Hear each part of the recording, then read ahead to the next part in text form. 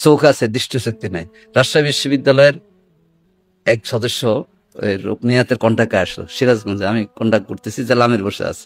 তো সে একবার বলে শুনে, তো জেলামের বলতেছে আপনার সব কথা কিন্তু সে শুনে না।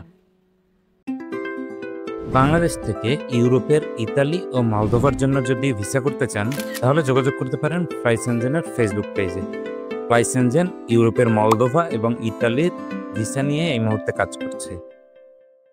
তো আমি বললাম যে কেন?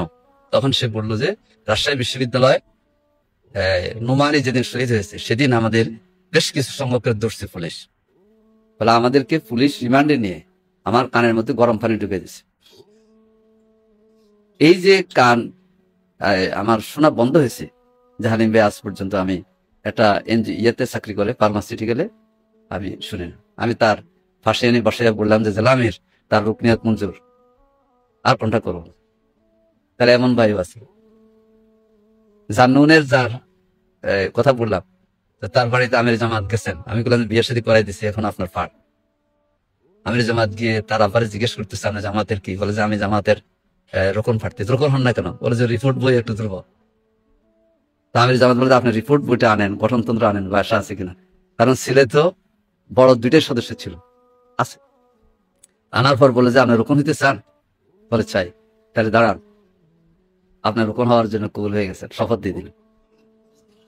তা আমির জামাত, আমি তো অঞ্চল দায়িত্বশীল, আমাকে ওই দিন যেতে পারিনি।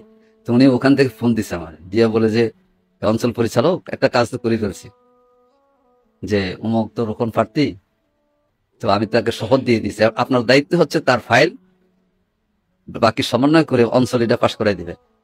আমি মনে করেছি তিনি রুকনিয়াতের উপর এত ত্যাগ করার পর আর কি পরীক্ষা নেবেন, আর কি তার কোরআনের আয়াত জিজ্ঞেস করবেন, সে পাস। সম্মানিত ভাইরা, এই যে ত্যাগ প্রমাণে 1 লক্ষ লোক জেল কেটেছে আমাদের হিসাবে, 2000 মহিলা জেল কেটেছে, এর মধ্যে 600 ছাত্রী।